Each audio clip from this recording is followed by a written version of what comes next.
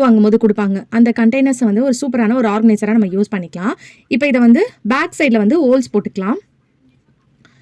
ஏதாவது ஒரு டூலை வந்து சூட் பண்ணிக்கோங்க. சூட் பண்ணிவிட்டு லைட்டாக நீங்கள் வந்து ஹோல் போட்டிங்கன்னா உங்களுக்கு அழகாக இந்த மாதிரி ஹோல்ஸ் வந்து வந்துடும். ஸோ கொஞ்சம் கேப் விட்டு விட்டு இந்த மாதிரி கொஞ்சம் பெருசாகவே வந்து ஹோல்ஸ் போட்டுக்கோங்க.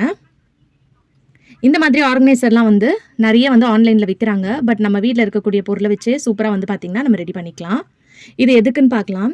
நம்ம காய், கொத்தமல்லி, கீரைலாம் கழுவும் போது அப்படியே வந்து நம்ம போட்டு க்ளீன் பண்ணுறத விட இந்த மாதிரி கண்டெய்னரில் ஹோல்ஸ் போட்டு நம்ம க்ளீன் பண்ணும்போது அந்த வெஜிடபிள்ஸ் ஃப்ரூட்ஸாக இருந்தாலும் எல்லாம் உங்களுக்கு வந்து அழகாக வாஷ் பண்ணி கிடச்சிரும். அதில் இருக்கக்கூடிய தண்ணி, அழுக்கு, மண்ணெல்லாம் வந்து பார்த்திங்கன்னா கீழே அப்படியே உங்களுக்கு ட்ரெயின் ஆகி போயிடும். ஸோ உங்களுக்கு பார்க்கும்போதே தெரியும் பாருங்கள்.